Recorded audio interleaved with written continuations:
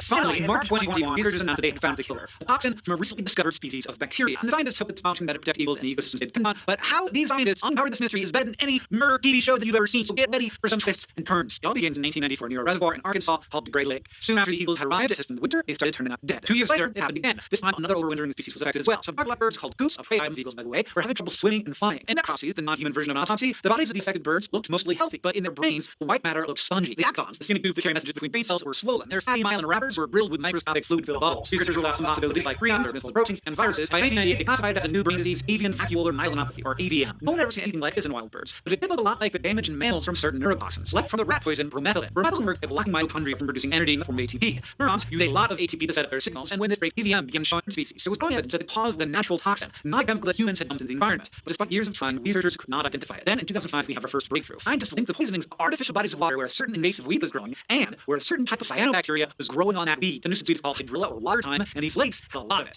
That's enough of that. If I'm not in a straitjacket by the end of this year, I'm going to be super surprised. But I can't do that alone, so I'd rather put you guys in that same hospital as me. So please watch this carefully. This is a serious video. And I don't really want to put myself out so far, but you know, I've already come so far. I'm the ash filmer, you know? I'm the crazy guy filming ash, so why the fuck not? Let's do this.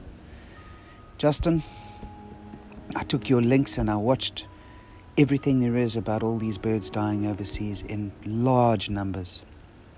The very first thing that I noticed was that most of these birds were black with white, and some of them were white with black. They weren't like colored birds with color. They were two-tones. And the two-tones are the two-tones that we are working with here. We're working with the white elements and these black elements. During the week, I make other movies for promoting Mozambique. So when I'm flying out to a location, I'm not filming, I'm in transit. And all 3 days this week, I had a magnificent element fly from the grass to the drone, and I missed it each time. And I was like, no, damn it. Can't believe it. And when I finished this fire, I went to these reeds. And as I passed these reeds, man, it was just spectacular. So what you're seeing now is going to be normal speed. He already passed me in the first time, so I've turned the camera on and I'm looking around, hoping I can see him again. I'm looking around, whoop, and there he goes. It's like, whoa, thank God I was able to catch him again. It's like, yo. So the first I go, yeah, that's a bird. But the speed of the bird.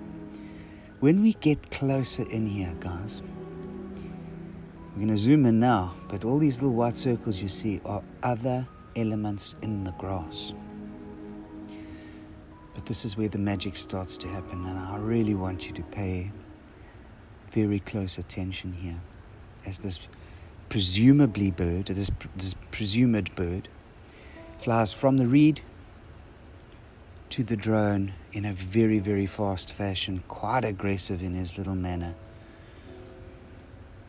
But certainly mind-blowing. To a normal bloke, it's a bird.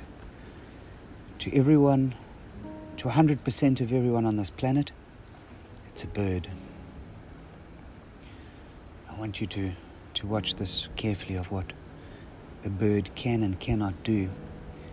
First thing I need you to pay attention to is that the 60 frames a second means 60 photographs in 1 second. The bird from the grass took 1 second.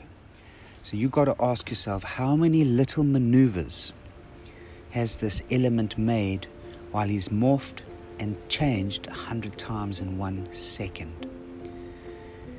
Also, he releases little white dots every now and again, and he goes and collects a little white dot every now and again. You really concentrate here. But now comes the magic. You can sort of see, well, it's a bird, but now you get this glide of nothing. There's no head, there's no nothing. And look at his face. I want you to keep close attention to what this bird is looking like. And then he's a bird. It's like, oh, wow, it's a bird. But we're going to go back here. close attention, please. It is in not even nanoseconds that they can change, and they are so small. You have to pay attention. Look at the shape of this object as he comes up now. Now this is the magic part. This is where he goes from split seconds to become a bird. This object right here, then into that object, and then boom. Weird, what is that object? And then boom, a normal bird. But he's split. I'll show you where he's split here. He's not completely formed yet. Now he's completely formed. And his whole motion, if this was a much clearer footage, we'd be able to have a real good look at it.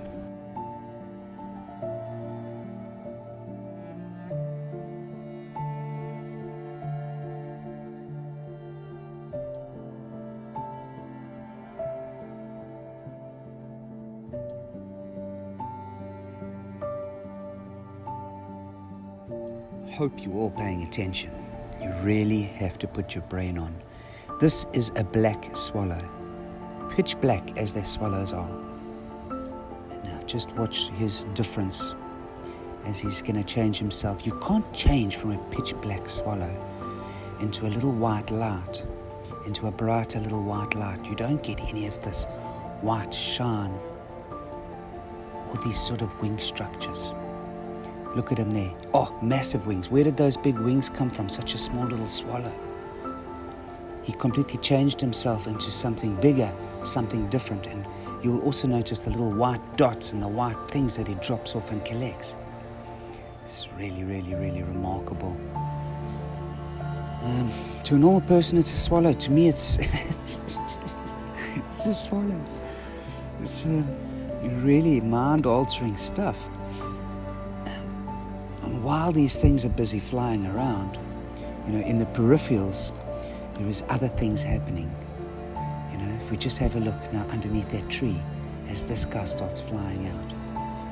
But again, he's just not a black swallow.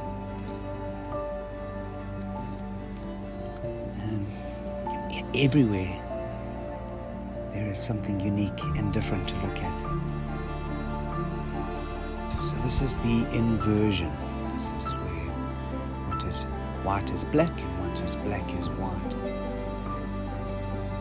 I don't want to tell you to pay attention anymore. I just want you to understand that when a bird comes out of reed, filming at 60 frames a second, you are going to get a bird from start to finish. You've got to ask yourself, how many times does this bird have to morph and change? It is ridiculous that I'm even talking about UFOs that are shape-shifting to be birds, but I did say it in the beginning. It was my intuition right from the start. I have been asking, I suppose the universe to provide me with just better. I can't get better than something that just does that. There is just no better. So, it is what it is. If I'm going to go into a straitjacket, fine, so be it.